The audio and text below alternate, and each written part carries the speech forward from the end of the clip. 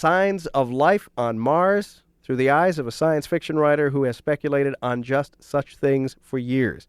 On the phone with us now from his home in Seattle, Nebula and Hugo Award-winning science fiction writer Greg Bear. Mr. Bear is a former member of the Citizens Advisory Council on National Space Policy and has written, consulted, and reported extensively on science and technology. He's also the author of one of the most critically acclaimed recent books on Mars, the science fiction novel Moving Mars, and he's here to help us put a face on this month's revelations. Welcome back to Point of View. Thank you. Glad to be here.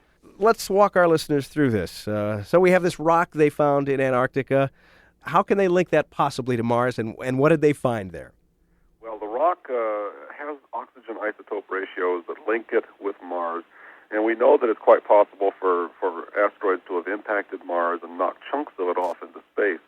Those chunks could quite easily, over millions of years, come into Earth's orbital influence and be picked up, and a lot of them have been found in Antarctica, at least 12 so far. How can they know that this rock and others like it actually did hail from Mars? Well, it has some of the mineral contents and, as I say, the oxygen isotope ratios that indicate that it's like rocks that we have tested with our spacecraft on the surface of Mars, with the Viking lander in particular. Is that pretty much beyond dispute, you think? Well, nothing in science is beyond dispute, but I think true. this one they're pretty much agreed on. As one of the scientists said on the first press conference, it's about 90% sure that this is from Mars. And it's 90% sure that it was probably created volcanically on Mars about 4.5 billion years ago. Well, let's walk our listeners through the rest of the evidence that leads to this conclusion, by some scientists anyway, that there was life on Mars. Well, they have several chains of reasoning that they follow, and some of them are fairly intricate, but some of them are pretty simple. The most obvious one, of course, is the photographic evidence of what look like very tiny bacteria clustering on these little spheres of calcium carbonate. And then there's also iron sulfides and other chemicals that are associated with life forms on Earth quite often. And then a mineral called magnetite, which is very interesting because it's found in certain bacteria on Earth, which are called magnetosomes. And these magnetosomes use them perhaps to orient themselves with Earth's magnetic field. Anyway, all of these things put together, and the fact that the rock is fairly pure and uncontaminated, it's been lying around on the frozen ice of Antarctica for quite a while now, millions of years, points to some interesting possibilities, which they then mechanically analyze, and they look and see where the contaminations could come in. And most of these things, in fact, are in greater concentrations on the interior of the rock than on the exterior. So it's very unlikely that it's been contaminated from the outside. The other interesting thing is that these little bacterial-like fossil forms are about 100 times smaller than the bacteria that we've found on Earth, even the smallest forms. They're about the size of little organelles in cells called ribosomes. And that's intriguing because we don't know why they would be that small if they are, in fact, fossils of living things. You know, one of the things, and I've seen the pictures, and I think a lot of people in our audience have seen the pictures, but I'm just amazed that fossils, which most of us, I think of as crude items with relatively little detail, could preserve something as fine as microscopic entities, or at least provide unambiguous evidence of the presence of microscopic entities. Is that surprising to anyone besides me? Not to the scientists, because of course, to be something small enough to be around, you have to be made up of small particles of things, and the fossilization process can pretty finely mimic those small particles. It just basically replaces your organic minerals with, or your organic components with mineral components. I don't think that's too surprising. The size, again, is surprising, but not the fact that something that small could be fossilized. All of this, of course, is subject to scrutiny and analysis. In your opinion, and the opinions of those that you've consulted with, I mean, what do you think we need to confirm this conclusion? Where are we going to find a smoking gun, if anywhere? Well, we got to find it on Mars. There's no doubt about it. We can reach some consensus on whether or not this could be fossil forms from Martian life, but to be certain about it and to actually know the big questions, we will have to go there first with robot landers, and then finally with people to conduct the final experiment. Point of View on WNUA 95.5. I'm Charlie Meyerson, talking to science fiction and science writer Greg Bear about the prospects for life on Mars. How soon can we get there? What's your best understanding of the timetable that we might or might not be able to pull off? Well, if we put our whole concerted effort on it, we could probably be there within 10 or 15 years.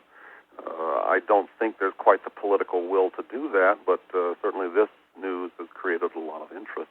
NASA has been steadily building towards this kind of mission and has been promoting its possibility for years now. But at the moment, NASA is focused on space science rather than taking people to Mars. And we can send lots and lots of little robot landers to Mars for a lot less money than it would take to send people there.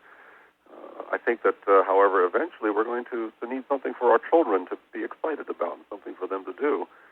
We can't leave out the romance angle because that's what motivates human culture. And right now, in the 80s and the 90s, I think our culture has been pretty darn stagnant. It's time for something to come along and shake us out of our doldrums. What are the implications of this and proof of life on Mars in the distant past, if we get it ever, for science fiction? I mean, if all this is as it seems to be, whose work do you think will hold up best? Who's going to come out of this looking like a visionary? Well, other than myself, there have been about a dozen novels written in the last few years about Mars, which have been quite good. Among them, the Mars trilogy of Kim Stanley Robinson and Ben Bova's Mars, and Kevin Anderson's Climbing Olympus, and there's been lots of them, and I think all of them have touched at some point or another on the possibilities of life on Mars, at least in fossil form, going there and finding it. In my book, I thought of a way for Martian life forms to sort of come through the long winters, the long dry winters at Mars as it starts to wind down its geological processes would have gone through. And they would put themselves up as seeds, as it were, and store themselves away and come out in the wet periods. And in my book, one of these seeds is brought back to life inadvertently and starts to recreate the Martian ecology under new conditions. This I think is a distinct possibility for Mars, that we're looking at a planet whose surface is covered with evidence of rivers and oceans. They're all gone now. I think the water has probably either been buried in a permafrost layer or has gone off into space. But these permafrost layers could be reactivated at some point by volcanism. And so in my book, I have the planet's axis being tilted a little bit because of massive physical processes, which I'm famous for doing in my novels. And volcanism starts up again on Mars, and the plate tectonics begin to grind the surface and create that outgassing that's so famous on Earth for creating our atmosphere, the early stages at any rate. I think those who are really going to survive, in my mind, will be the pioneers, people like H.G. Wells and so on, the ones who first talked about the possibilities of life on Mars. Percival Lowell. If we look at one of the most famous novels, Ray Bradbury's Martian Chronicles, Ray actually was setting Winesburg, Ohio on Mars. And I don't think he was so much trying to be prophetic as to be mythic, and it works very well that way. I think we have to look to we could look back, of course, to Edgar Rice Burroughs, and if we actually found Burroughs as Martians on Mars, that would be quite romantically fantastic. All of these linger in my mind as the Martians that we're used to, either the Martians invading us, the little green men, or the intelligent tentacled octopus-like creatures of H.G. Wells. I think what we'll find on Mars will be quite surprising, and the implications are simply extraordinary, because if we are not alone, then very likely we are not alone in space. That means that wherever we're going to find a planet where there has been in the past or is now liquid water, you're very likely to find life.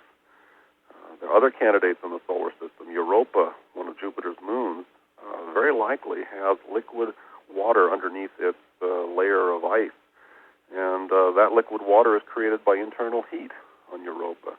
And if there's enough warmth there to create liquid water, there's probably enough energy to create life. So we're looking very seriously at Europa now. And that decentralization of our existence, which started with Copernicus, is now proceeding apace. We are just probably not unique. We may not even be unique in terms of our intelligence. I think that once life gets going, it doesn't progress maybe in the sense of the 19th century idealists, but it certainly moves along and gets more and more complex and more capable. Our guest on Point of View on WNUA 95.5 has been science fiction author Greg Bear, whose novel Moving Mars is itself great reading set against a backdrop that now more than ever seems torn from tomorrow's headlines. I'm Charlie Meyerson.